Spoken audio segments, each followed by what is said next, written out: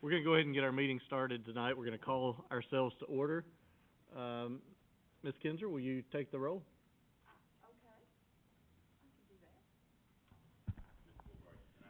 Yes, you may. Just realized no one's here to run the meeting, so if you will give me just like 2 minutes to log in, I'll get this thing Okay. going. All right.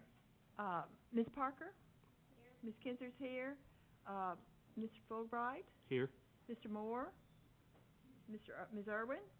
Here. Mr. Sims? Here. Mr. Hooper? Here. Mr. Howell? Here. Mr. Lindsey? Mr. Dudley? We have 3, 4 absent. 3? So we have 7 here, so that is enough for a quorum. Absolutely. Before we approve the agenda, I want to do 2 things. Number 1 is share with you a letter I received this afternoon from Ms. Hopkins. I, Natasha Hopkins, am submitting this letter stating that I am resigning from my position as school board member for District Number 3 of Maury County Public Schools. Upon thoughtful consideration, I have made the decision due to personal opportunity and endeavor that will demand more of my time and attention. And then she goes on to elaborate a little bit more on that, and I don't feel like I need to read that in public, but I do want to publicly, in case Ms. Hopkins is listening, thank her for her service, for her leadership, especially from a health perspective. She offered a lot of great insights, and this resignation will go into effect. Do we need to vote on it? Yeah. Okay. This resignation will go into effect. I will contact the county commissioners for District 3 to see if they have any ideas or if they could start asking some of their constituents. That brings us next to the approval of the agenda. And I would like to make a quick suggestion that we take off the approval of the 2021-2022 budget simply because the county commission is not meeting tomorrow night to do their budget work. So that I don't feel like we would really need to do that tonight. We can do that at our July 6th meeting. The operating budget we've already discussed, and we'll just need to vote on that. And then we'll also have an opportunity to vote on the capital budget at that time too. Mr. Perriman's going to give us some FYI information from the county commission to guide us as we look forward to what to do next capital-wise. But if there's no objection, I have a motion to approve the agenda as amended. Second. Seconded for Ms. Irvin.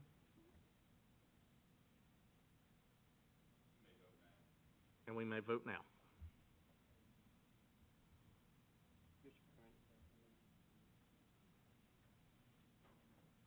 Mr. Perriman, put me as yes. My computer's not up.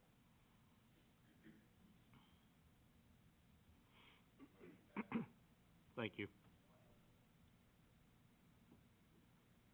Did you have a problem? Yeah. Moore's a yes in case you didn't register his vote. We do have a couple things to talk about tonight. We'll start off with the proposed cost analysis for printing and maintenance services. We're not going to vote again on this, are we? No. Okay. Just close this out. Okay.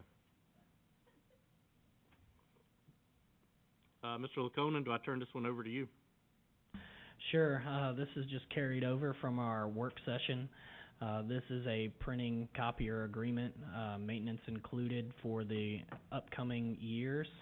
The agreement is attached, I believe. We have, the letter of acknowledgement. We also have the cost-benefit analysis attached as well. This is running through a purchasing cooperative. We had put this out to bid previously and we were unsuccessful. The reason we moved forward with this time is because during the budget process, principals had requested that this be taken off of their hands.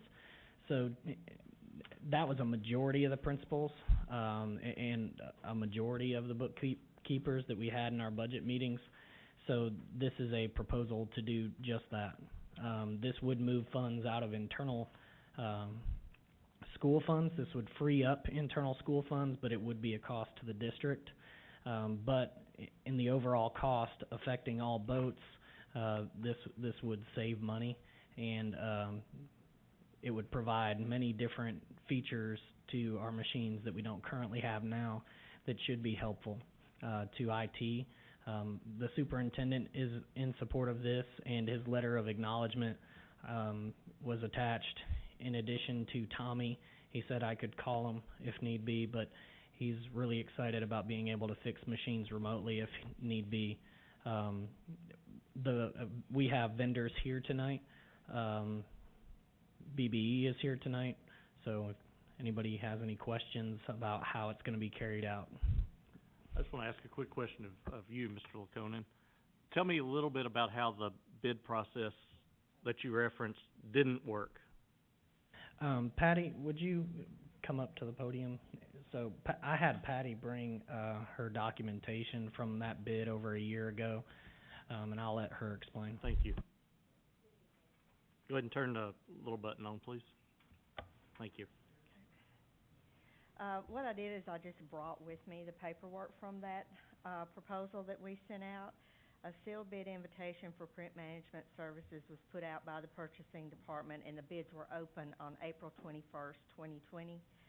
We mailed 8 invites directly to vendors, ran the ad in the paper 3 times, posted the bid on the county website.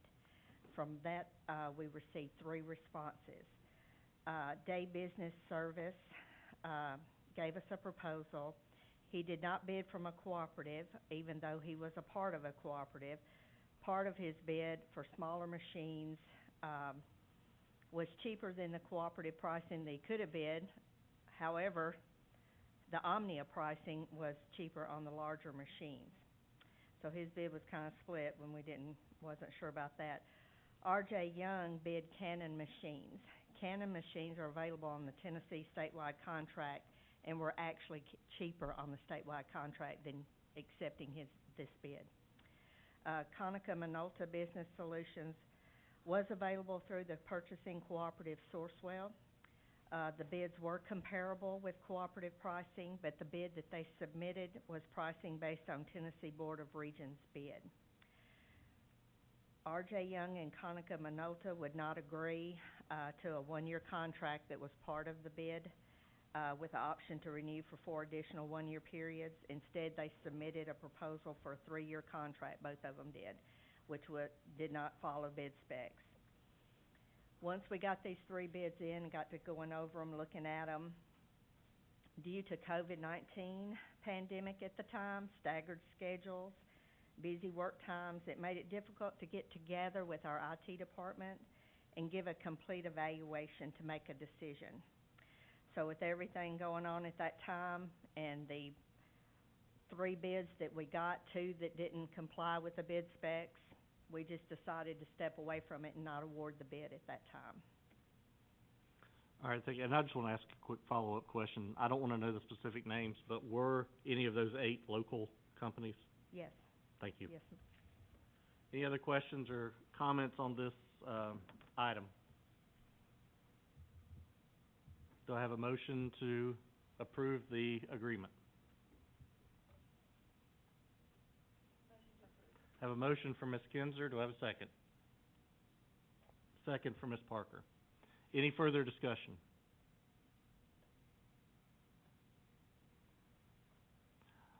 You may vote now. Let's go ahead and vote on this item. Please vote now.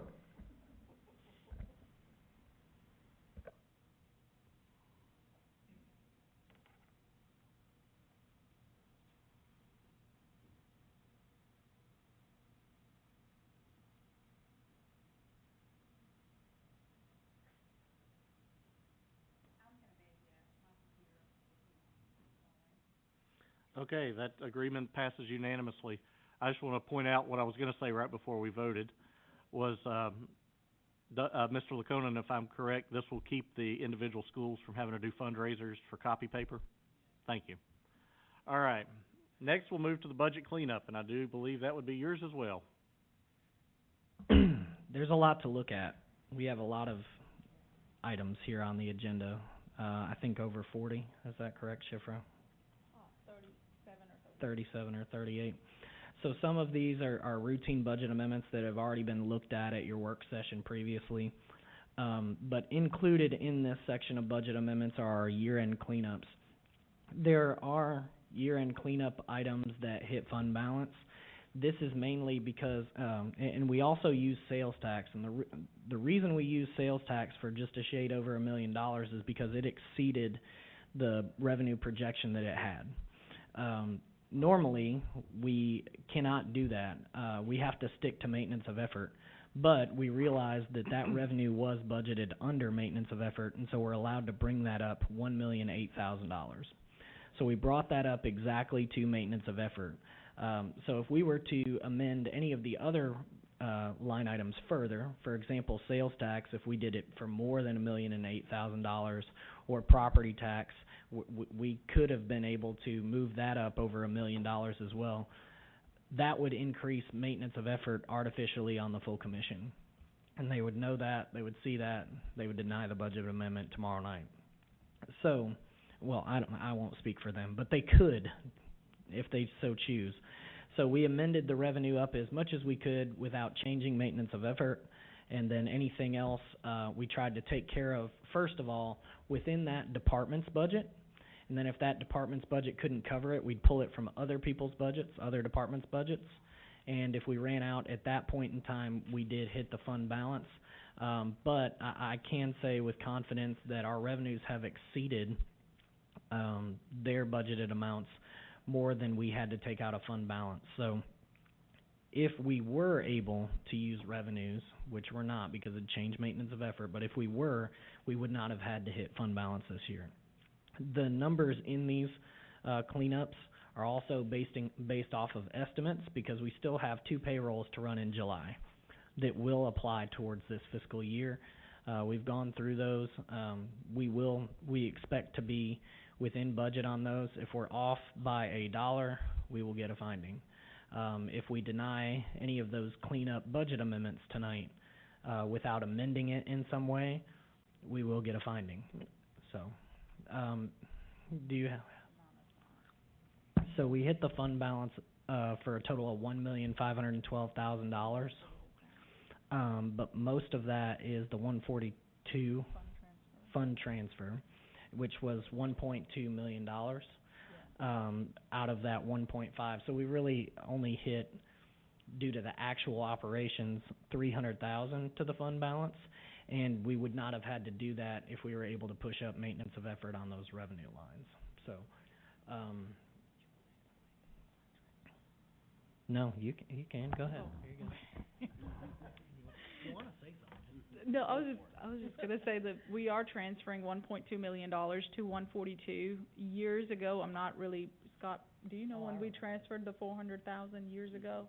So we keep 400,000 in the cash flow of 142 fund because everything in the 142 fund is reimbursable by the state. So all of our federal funds, we have to spend the money first before the state gives us any money back. At year end, those funds start to run really low because we have to still run payroll as regular. We don't skip any payrolls, but the state doesn't reimburse us July monies till the books are closed on the state level and on our level. So for a good month or so, we have to manage payroll for the 142 fund. But now that we have, with no reimbursements coming in, we try to get reimbursements pretty much done as soon as payroll is ran. However, like I said, these ones, we will turn them in, but the state can take 4 weeks to reimburse us back. With ESSER funds running through 142, that changes how 142's payrolls are going to be because we're going to be writing a lot more payroll out of 142 than we have in the past. Even 400,000 for summer school and just regular too now. I think starting in August, we're going to start writing more stipends out of 142.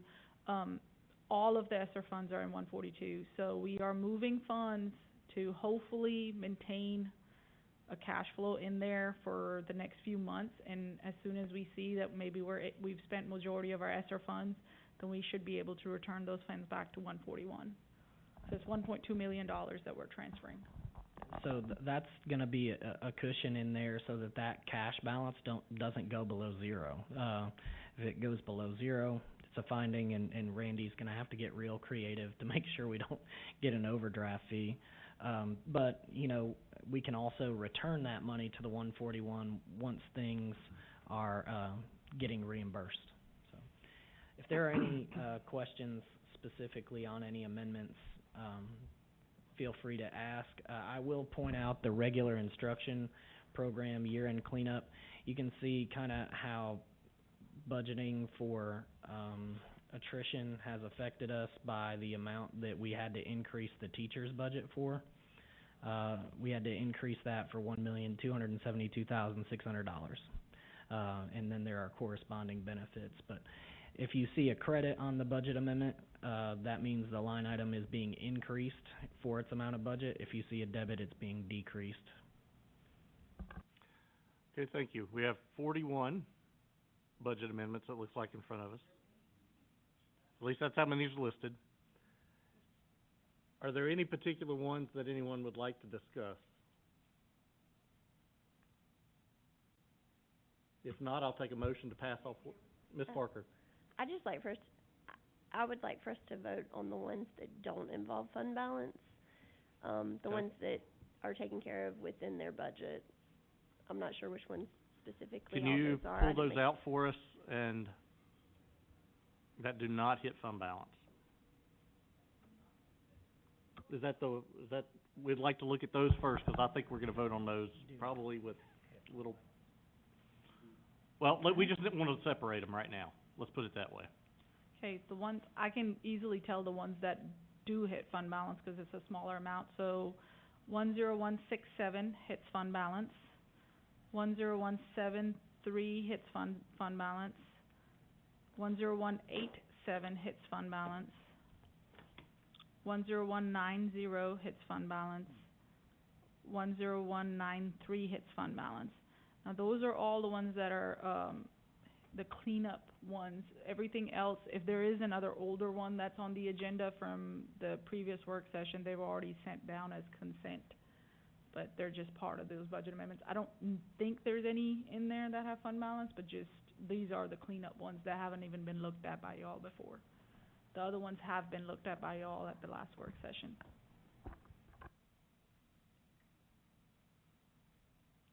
Okay, we'll give everybody a chance to browse through those.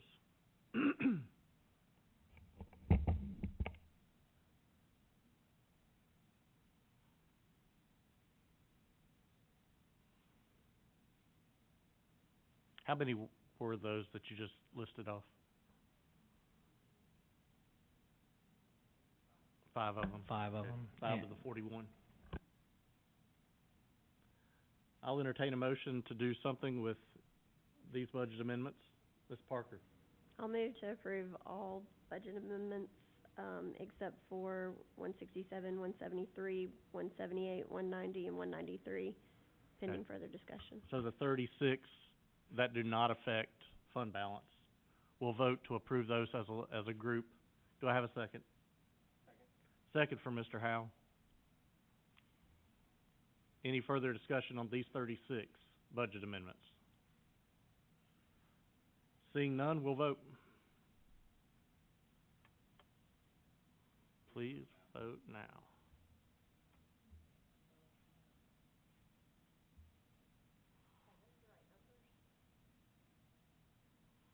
Yeah, could y'all double check to make sure the numbers up there are right?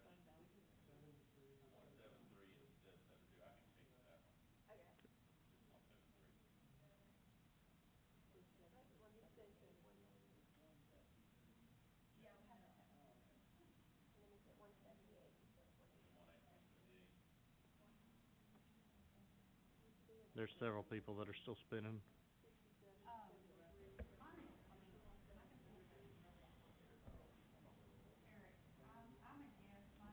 Yes, ma'am.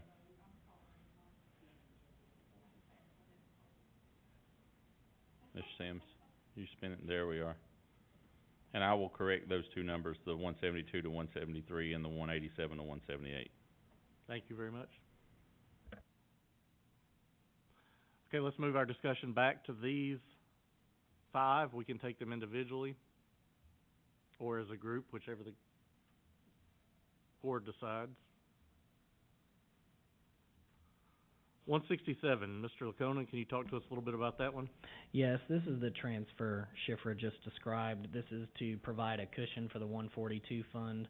as it is spending money but not going to be receiving any reimbursements. It is the fund that ESSER runs through, and we'll be paying summer school stipends out of and other things as well. So, that can actually be returned to the 141 after we get to about August or September.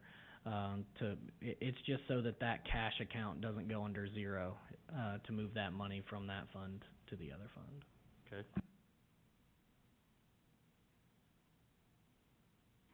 Any questions or comments on 10167?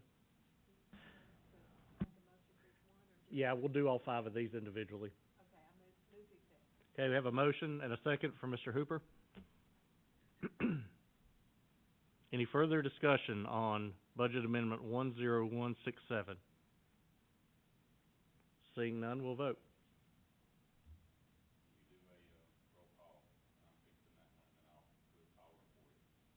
Okay, roll call vote. Ms. Parker? Yes. Ms. Kinzer? Yes. Mr. Howe? Yes. Mr. Moore? Yes. Ms. Irvin? Yes. Mr. Hooper? Yes. Mr. Sims? Yes. And I vote yes as well. So that passes unanimously. 10173. This is specifically the Safe Schools grant.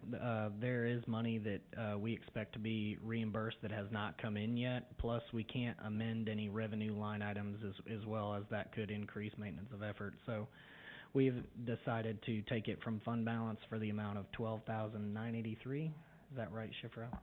$563. Sorry, I need my eyes checked. And so that is the Safe Schools grant expenditures for that position and supplies. Okay.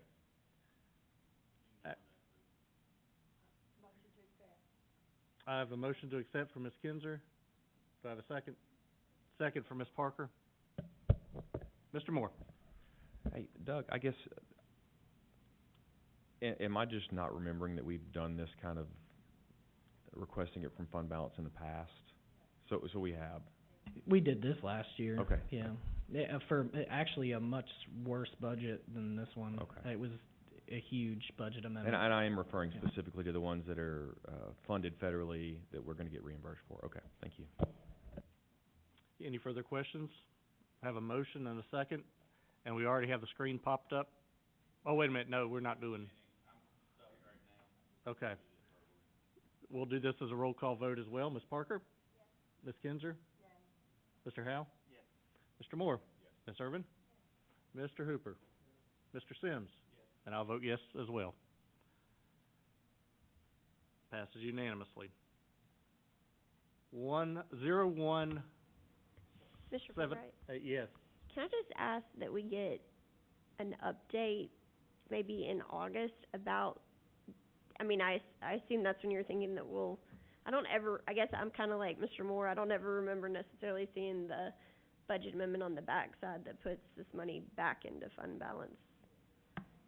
They usually come through the meeting, but we can, I guess, maybe make a point Will you just bring it to our attention? 'Cause I mean, I think that's part of the issue is that when we see it, we're not necessarily connecting it back to this particular moment, so, Sounds good. thank you. Yeah, just remind us, kind of let us have some closure on it, I guess is a good way to put it.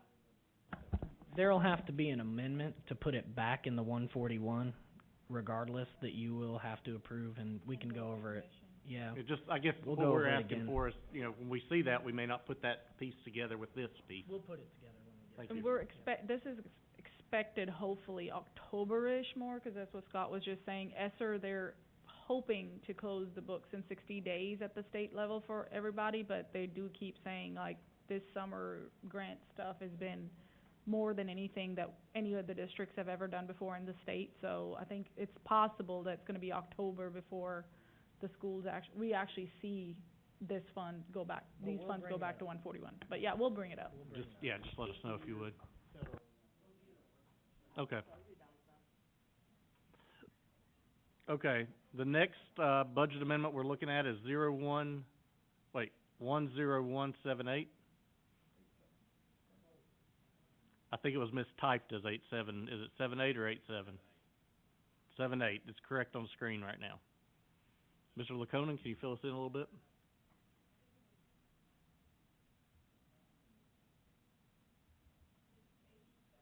It's 8.7, yeah. Alright,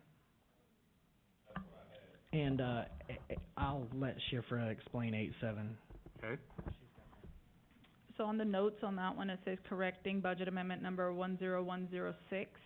Between December and January, we changed softwares, and there are certain budget amendments because I think in November or December, we canceled one of the board meetings, and there was budget amendments that had already gone to the county commission, and there were some that were waiting on the county schools to approve. So when we changed softwares, the debits and credits on budget amendments swapped. So in Skyward, a credit was decreasing a line item, and in local government, credit is increasing a line item, so, an expenditure line item. So all of these that say credit, now they say to, but if you go back 6 months ago, you'll notice that the budget amendments, the to and from were reversed. But anyway, so this was one of the old budget amendments that we did, 10106, that needed to be reversed to actually hit the books the way it was meant to hit, and we found it when we were reviewing the book, so that's the only reason it's hitting fund balance, is correcting a mistake from a few months ago. Okay, any discussion? Need a motion and a second. Have a motion for Ms. Parker, need a second? Second for Mr. Howell. Any further discussion? Seeing none, we'll vote.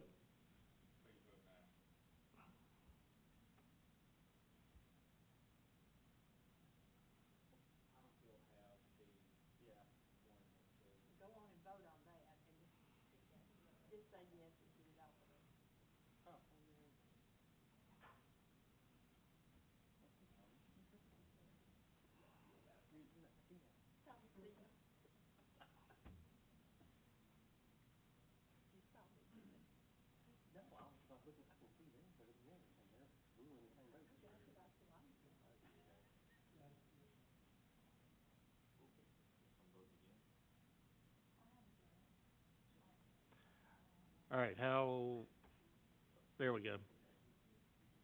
That passes unanimously. The next one on the list, I don't have it written in front of me. 190. 190? So this is the early childhood program budget. This is VPK. It is state funded, but not fully. There are positions that are not funded through the grant that still participate in providing services to Murray County Public Schools. In addition, we had to pull these payroll line items up. We did have revenue, like I said, to cover this fund balance, but doing so would increase maintenance of effort, so we took it out of fund balance. The amount on there, 112, is that 261? 112, 261. We are actually going to get some of that back from the grant, but not all of it. So we're making sure, yeah, we've got matching funds with it. So we expect to get some of that back, but we have to make sure we cover the entire expenditure budget regardless. Were we off in this category because we had budgeted for attrition, or why were we, or is it just the fact that the money has not come in yet? There were positions that were not budgeted for that were considered reduced, and that are not funded by the grant. Okay. But this is what it costs to fund this department. So. Okay. Have a motion from Ms. Kinzer, second from Ms. Irvin. Any other discussion? Mr. Sims? This year, are we budgeting correctly for that department? For the first year and 3 years, the actual people in the department are being budgeted for at that level. So yes, every position that works out of that line item is budgeted for the upcoming year.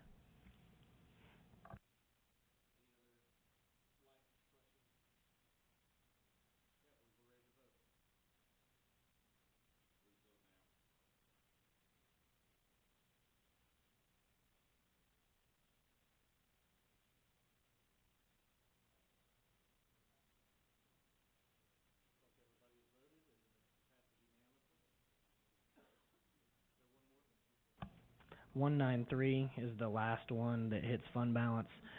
This is for guidance personnel stipends. This is something that had been done for years, that was implemented, that was never budgeted by the previous administration. So we have to budget it. We have to be within budget. This personnel is budgeted correctly in the upcoming year, and Scott can answer any questions on the guidance personnel and why we do the stipends and all that good stuff. I could be incorrect, but it's to get ready for next year, is that correct, set schedules? It's the extra 20 days that high school and middle school guidance counselors work to get the schedule done. It wasn't budgeted, so, last year, so we normally still have those folks working, so that's where that came from. But we do have it budgeted for next year. You can shut it off. Do I have a motion? Ms. Parker, your light's on. So how did we pay them last year? To do to do schedules? Say that again, turn the light on, say that please.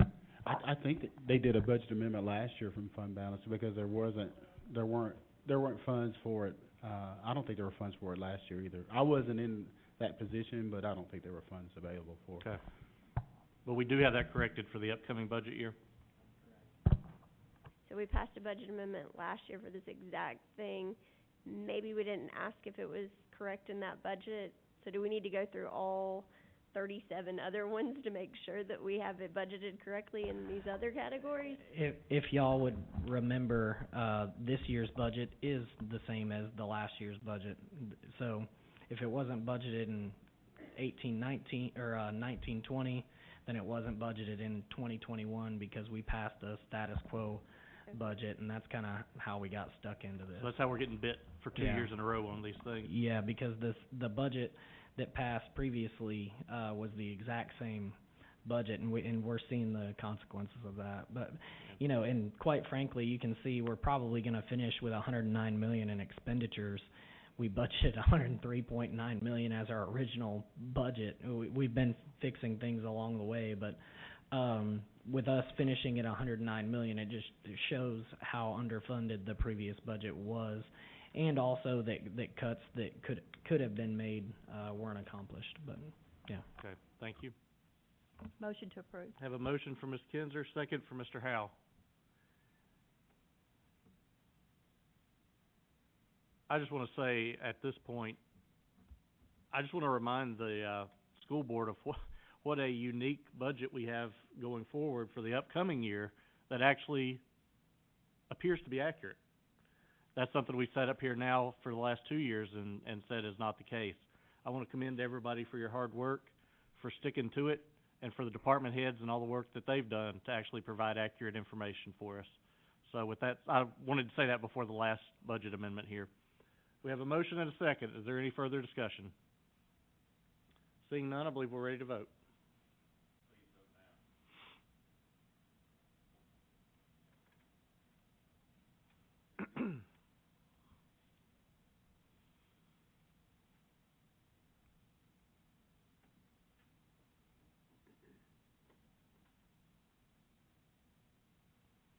Has everybody voted? Okay.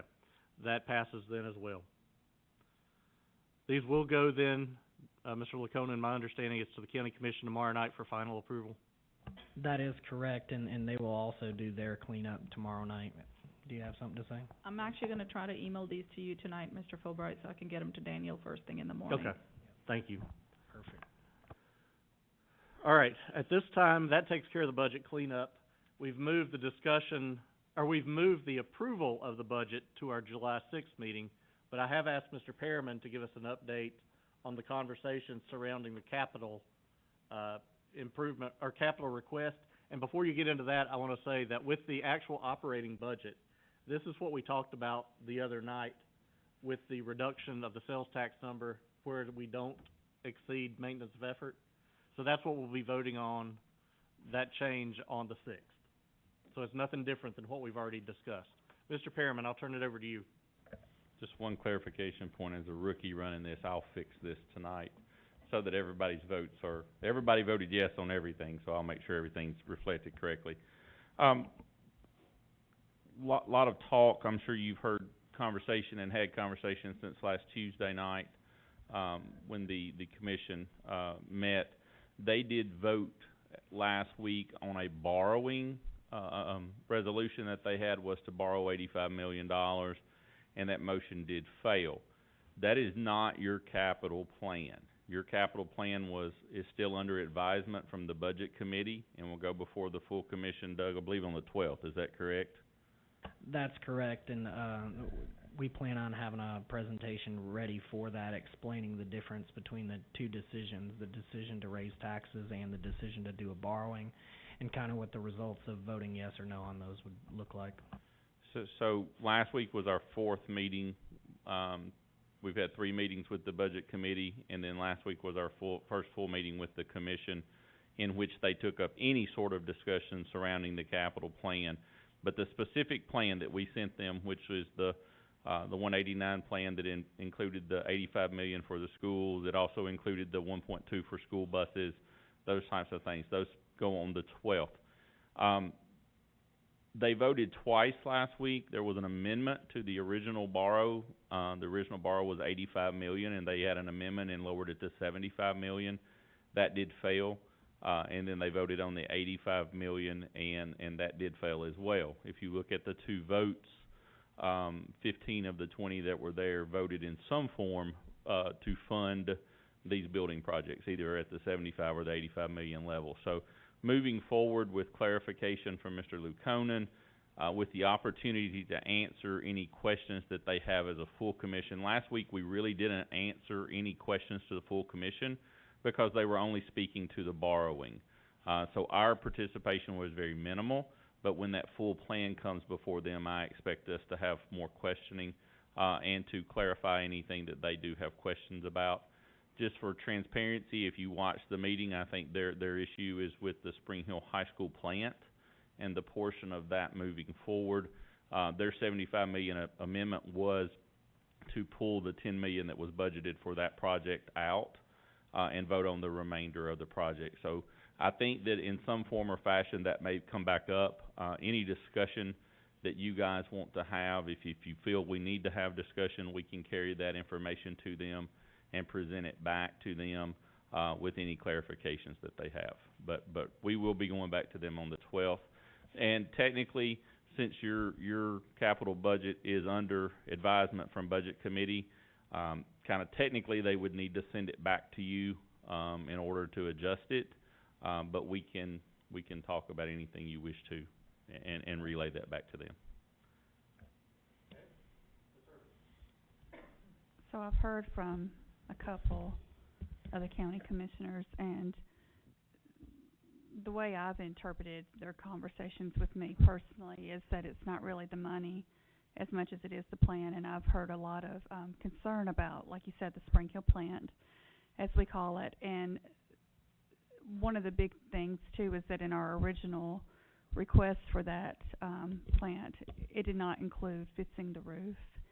And I was told, and I don't know, I know this is for you specialized, but that there's a lot of water damage that's happening to that, and that they feel like if we don't address that need, then it's only going to further deteriorate. So they were actually, the way I understood it, was almost as if we needed to like focus on fixing the roof, focus on fixing any potential mold that may or may not be there. And again, I know that's your specialty. And I can tell you I've had a great outpouring of citizens, and we've talked about this personally. We specified here, we did not name that high school, we did not even name a location. We said we needed a high school, but the community largely feels that that is going to somehow lead to Spring Hill High School being no more. I don't know where they've gotten that, but that's the feel. And I think they've heard from a lot of people on that too, and I think that's part of the hesitancy, is they're hearing from a lot of concerned citizens. And like I say, I know that's kind of unfair because we have not said that. That's not come from us. But I do believe that there's some commissioners that believe that we may need another high school with time, and just how much it costs to potentially secure 70 or so acres. Someone threw out the idea to me that even go ahead and do what we had done, but mention repairing the roof, and maybe even mention asking for money to seek out a spot for an elementary school. These are just things I've heard, and just things I wanted to share, that I feel like they're open, it's just we've gotta craft it well. Can I and I'll share conversations I've had with them. We've brought you a EMG Bureau Veritas priority list of repairs each year. There's a reason you've not seen Spring Hill High School's roof or any mold issues on what we brought you. It's because they're not at the top of any list that we have. The narrative that they're out there, it's out there, but it's not something that came from us. Our task and what you task us to do each year is to take care of these buildings, bring those items that are most in need to you. And again, there's a reason they've not been brought to you. I would remind everyone, listening audience, everyone, that as they tell us that we often have not repaired buildings and we have not maintained them, we asked for $4 million this year to repair buildings and maintain them, and they immediately said no to that. So the $10 million that was asked for that plant in your plan that we took to them was not to repair issues, it was to convert and make a building something that it's not. So there's a reason we've not had that conversation with you. There's a reason we've not had that conversation with them. I will tell you, and you know, sometimes when you're in front of them, and I think I've been in front of them for 7 hours speaking on your behalf, sometimes Eric spills through, sometimes y'all are there. I've stated to them, and I think I'll state to you, we're never going to stop asking for money to repair schools, and we're never going to stop asking for money to buy land and build new schools. This is not going to happen. And I think with the things that are happening now, as far as the growth that's coming in, that's kind of sped up.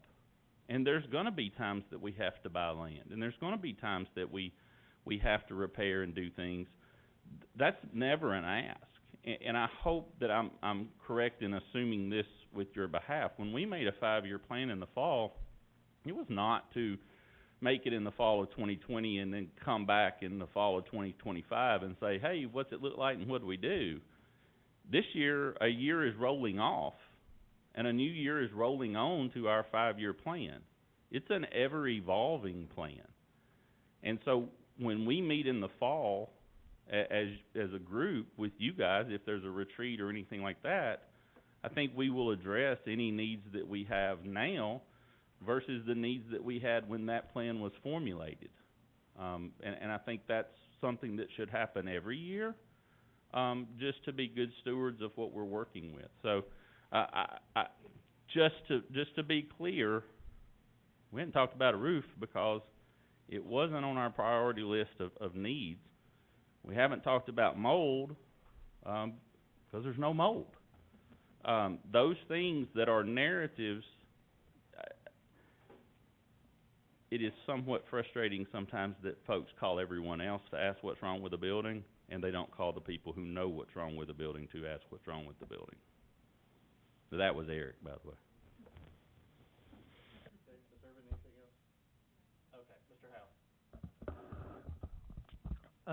Refresh my memory here. When was Spring Hill High School built? I believe it opened in 93. So somewhere between 91 and 1993. And Nashville Highway was currently 4-lane at that time. I believe since the 50s, right? Exactly. Tell me a little bit about the traffic issues of a high school dumping out onto Nashville Highway in 2020, 2021. So we've spoken to this, and there are several issues. One, if you've driven from Spring Hill to Columbia in the afternoon, you know the backup is much different than it used to be. When I started at transportation 6 years ago, 2 buses leave Spring Hill High School and go to Cox Middle School, and they averaged about 12 to 13 minutes on that drive, and this year they averaged about 25 to make that run to pick up their second load of kids. We know that because that impacts our hour 20, hour 30 that kids ride a bus, and we were running late. We had to figure out why. A few things have happened. The GM plant now dismisses at the same time that we dismiss school. There was a conversation held with the GM plant a couple years ago in which we asked them to dismiss at some other time, and they said, You dismiss at a different time. We dismiss when we dismiss. And I think that's just the mindset of a large corporation, correct? We recently received a letter from a company that is doing soil samples on behalf of the state to look at some version of widening the exit ramp from the plant right there. If you know, right in front of the school, there's kind of a bottleneck where that ramp empties down. So we don't know exactly what that's going to entail. We are checking to see if the state still owns the right-of-way from Old Highway 31. It is currently a city street, but it could have a right-of-way rider on it that runs behind the fire station there, and we would have to see how they tie into the front. Mr. Evans, that's on the commission, is in charge of parking lot dismissal at Spring Hill High School. He relayed that the last 3 days of school, it took 30 to 45 minutes to empty the parking lot. And that's not with all of our students in school at the end of the year. One of the issues is we have to send all buses that are going north behind the fire station. They have to turn left at the stop sign because they have to get the stoplight to be able to turn across the 4 lanes of traffic. So they go all the way down to the Quick Mart. So you have roughly 13 to 14 buses that is in that line at the same time that the students are trying to dismiss. And if you know that road right there, behind the fire station at the veterinary clinic, it's a 4-way stop. So you have all of the cars that are exiting, they're all making the stop, the buses are making the stop, and the buses are waiting to clear the red light. I've driven a bus up there. Oftentimes you'll have a bus sitting at the red light and they're backed up all the way through the turn past the veterinary clinic. So we have some issues there. There's a back way out of Spring Hill High School. We don't own it. It belongs to the GM plant. There's a gravel access road that has been used simply as an access road. The problem with that, and we've had folks in the past say, turn all the kids loose out of the back. Well, it's not a paved road. So someone would have to pave it. It's not a county road, so they're not going to pave it. It would be incumbent to pave our portion, and then we would have to assume that GM may allow us to pave their portion, or they may not. There are utility right-of-ways back there. It empties onto Freehand, and you would either have to turn and go back over to Carters Creek Station, come out in a dip to make a turn to go back north, and we've chosen not to do that because what we felt is most of the kids would go out of the back to turn around and come right back to the front of the school to get to the highway. And just for safety reasons, we've walked through that many times. Those are the 2 exits that we have partial ownership.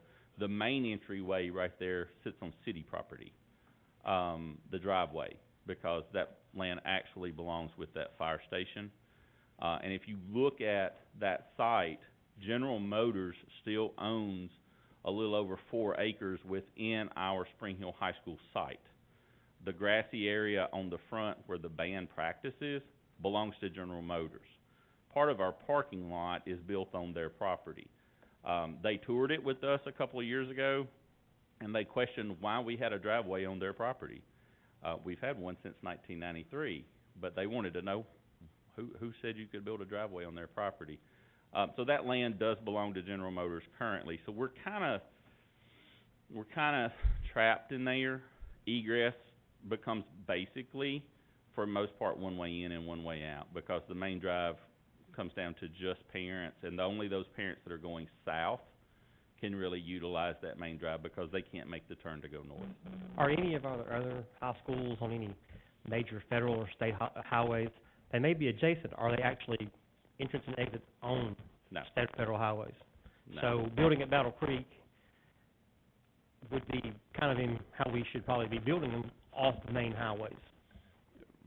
From our standpoint, yes. The main highway, while it sounds attractive, oftentimes offers issues. If you know the city, you guys have dealt with Bear Creek Pike. It finally took a red light to somewhat remedy the Cox and Howell situation out there after, 20-something years? Both middle school and elementary schools without student drivers. Correct, without student drivers. The commission they have voiced concern about student drivers on Maylon Moore and on Kedron. I'll defer Mr. Sumners, who lives right up there, said Those kids are driving those roads already. Right. Just like they're driving up and down the highway, they're already driving them. We do have, at least red lights at both the end of Hummingbird and at the end of Battle Creek Way on Mayline Moore. And then there's a red light at Kedron as well. I figure, and I think that if we built a high school there, maybe the intersection of Mayline Moore and Greens Mill would have to have some sort of red light and that's a county, intersection. We had that conversation with them several years ago, so I think they know, Mr. Boshiers and Mr. Atkinson know that could be a possibility. It just hasn't been necessary yet because we've not had a large student population there. So if we were building a high school today, not in 1993, would we build a high school right there where the current Spring Hill High School is? No. Okay. Also, let's swing back around to the roof.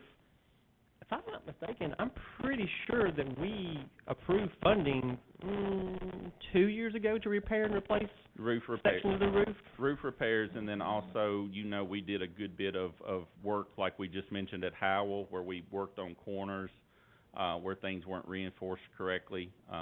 All of that work has been completed. So if we shuttered the building today, it's for all intents and purposes not going to fall apart and fall in because of disrepair or mold and water leaking everywhere. No, the building is not currently in a state in which we would worry about it. Okay. I mean, it requires upkeep, just like all of our Every building, facilities yeah. do, but nothing to the point where we're coming in saying this building's in disrepair. I will say, we had the situation we brought up with Randolph Howell where we one Saturday morning found something, and it wasn't there on Friday. Those things exist, but right now we're not monitoring anything. If you came to the biggest facility needs that needed to be fixed at the high school right now, it's football stadium and softball field. Which would be fixed with a new high school. Correct. On the Battle Creek side. Okay, thank you.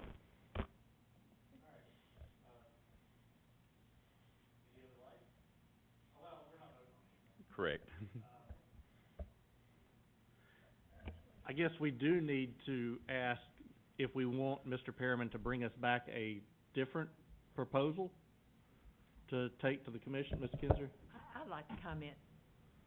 I appreciate the fact that you've talked to people about this and you've gotten input from them, but we started on this project back when we had our retreat, new board members attending, of course, but this discussion has been going on for well over a year. And I compliment you, Mr. Perriman, because you've been the face of this to the commission, and you've done a great job. And I have lost a lot of hours of my life watching it live that I can never get back.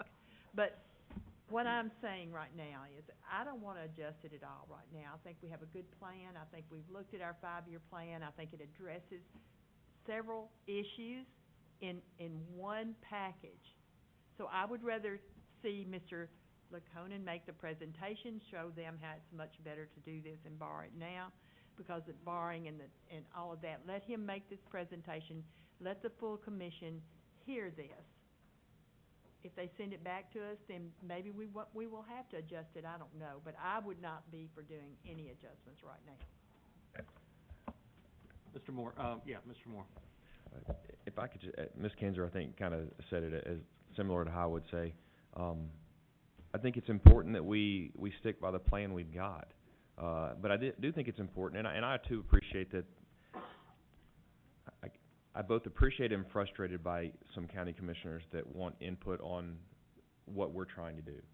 On one hand, as far as I'm concerned, I'm happy to have everyone in the community give some input, constructive input, to help us decide what's best. But like Ms. Kinzer said, we've been working on this for over a year. We have a 5-year facilities plan that we have gone with, and I think it would be a poor choice for this board to backtrack on what we've decided. Now, that said, I think it is important, as Mr. Perriman said, that as we move forward, and I would encourage commissioners that maybe have concerns about specific things we're planning to do or we've talked about doing or things we haven't even talked about doing, to get involved in that process that we're going to continue to do as we reevaluate our 5-year plan.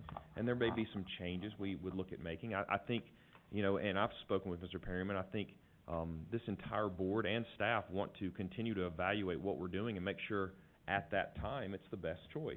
And we may find something that we chose to do in the 5-year plan from a year ago, and we may get 6 months out from now and decide, hey, we have new information, we have new things that we need to consider, and we may need to go a little different direction. And I think that's what our commitment is to do. And again, I would hope that commissioners would, rather than trying to sway us with a budgetary vote, join us in the conversation. Help us, let us know what they as constituents or what their constituents are telling them they need, and let's have a conversation about that. This board has not ruled out anything that has been brought to us by anyone so far that I've heard. We've discussed almost a multitude of ideas that may or may not work out in the long run, and I would just hope that we could continue to do it that way rather than trying to have our planning squeezed and then make shooting from the hip decisions where we're really not what we plan to do or what we need to do. I want to comment a little bit on that. Just from my understanding of the county commission discussions, the initial large 2,000 seat high school, that goes without question. I think everybody realizes we need that. The biggest sticking point I heard was what to do with that Spring Hill building that we now call Spring Hill High School. There was a big concern that converting it to an elementary school, we would lose the opportunity to use that almost as an overflow high school once we fill up Spring Hill High School at Battle Creek. So I think that's what I would like to see us think through just a little bit. I'm not saying we have to change it, and I'm not saying I'd like one or the other. But that was a concern that held up the vote substantially the other night. As far as our 5-year plan goes, it looks to me, the way I see it, is we're needing a high school, we're needing possibly a second high school, and we're needing an elementary school. It's just a matter of what order we're going to put those in and what configuration they're going to look like. So I think their concern was maybe we don't need the elementary school conversion as much as we need that overflow high school in the Spring Hill area. Just my take on the conversation. I'll turn it over to Mr. Howell at this point. So, and I just want to remind everyone that 85 million isn't what we asked for. We asked for 96 million. And that doesn't even truly represent what we really need. This only addresses the growth in the north end of the county and middle part of the county that we have been trying to ask for well over 4 years as a board. So before we can, move forward, like we said, our 5-year plan, 10-year plan are moving targets. They're not set in stone. This is what we're going to look at and put on a shelf and just come back to and say, we did it or we didn't do it. These are things that we actually, as a school system, need. I believe that part of the 5-year plan also calls, that we haven't even addressed, something to be done at Culleoka. We're not asking for that right now. Why are we not asking for that? Right now land is plentiful and we can find it. But we're not asking for that because it's not as pressing of a need as some of the others. And we know that we'll probably not get that along with what we actually need. I would rather, instead of picking winners and losers, what we have done, in my opinion, is try to look at places that we need more than anything. And I've been here for 3 years. I have attended these meetings for 1 year before that. So that's a total of 4 years that I know for a fact this board has asked for something to be done in Spring Hill and a new elementary school. And 4 years later, here we are, still asking for the same thing. I would love to speak to county commissioners and work with them. They know the growth. I don't think they understand the troubles we have as a school system as far as growing. We haven't grown, and we need the room to grow. Thank you. Mr. Fairman. I would say, just remember the top 2 items on our 5-year plan. One was something high school-wise in the north, and that was the first thing we brought, is we had to have high school seats in the northern part of the county. The second item that was on in order of need, was an elementary school north of Bear Creek Pike and west of the Nashville Highway. that's really what led us to the conversation about Spring Hill High School. If you go back to the question Mr. Howell asked, we asked the same question about McDowell. If that land were sitting vacant, would that be where we would choose to put a school? And you guys asked that question of yourselves and said no. We look at the same thing with the high school, but it's an asset. It's a large chunk of land that we own, that we can control, and we're not moving out of it. In no scenario that we've discussed have we said we're giving this asset up. And in converting it to an elementary school, we would have to add restrooms to some classrooms that would be elementary rooms. We would adjust some things in the big restrooms. We have needs that it would take, but it's still a 175,000 square foot building that down the road has large enough classrooms that even if they had a small bathroom in them, you can lock the door and put high school kids back in it if you ever had to. It's not an asset that's going away. It's not something we're just abandoning and leaving. The stadium would require work if that ever happened, but the same things exist. But the same concerns that we've talked about as far as the ability of the cafeteria and the auditorium and the hallways to handle a larger population, those things still exist. The egress from the campus, no matter what. We don't see a need right now, and that's why in the 5-year plan there was not a second high school, because we don't see a need for 4,000 seats. We don't even see a need for 3,200 seats right now, which would be a new high school plus that staying a high school. There are options you could bridge, but we've kind of walked through that. We know a new standalone elementary school would be $30 million. And that includes the finding of land, because regardless of what you guys know, we don't just get to go make an offer and buy land. There's a process. And there's also an anonymity sometimes that we have to have, because when folks know we're looking at the land, it suddenly becomes much more valuable. So that's what helps to push that number on an elementary school up. I really thought that this board, you guys put a lot of work into this. I understand people's concerns. I think I was asked what the remainder of that building specifically would be used for, and my reply was that you have not given me formal direction or taken a formal vote, therefore I cannot speak to that. We've heard, and so that turned into we were hiding something. And I hope that if you have watched, and I hope the one thing you've seen is if it's a good answer, I've said it. If it's a bad answer, I've said it, because we're trying to be transparent. I know, we'll say it, that there's a trust issue because of things that have happened in the recent past, and that's why I think you guys put the work in that you did, and I've tried to be transparent with them. I will say, again, and maybe they'll all call tomorrow, I've only had 5 of the commissioners contact me with specific questions outside of that room.